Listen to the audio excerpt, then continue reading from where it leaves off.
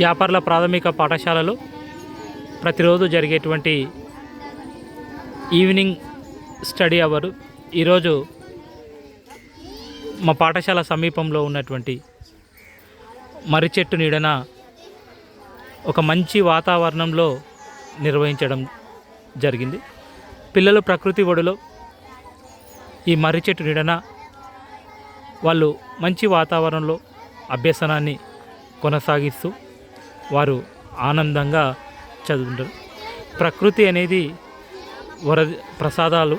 ఈ ప్రకృతి నీడన విద్యను అభ్యసించడం యాపర్ల విద్యార్థులకు ఈ మర్రి చెట్టు నీడ అనేది ఒక వరంలా ఉంది.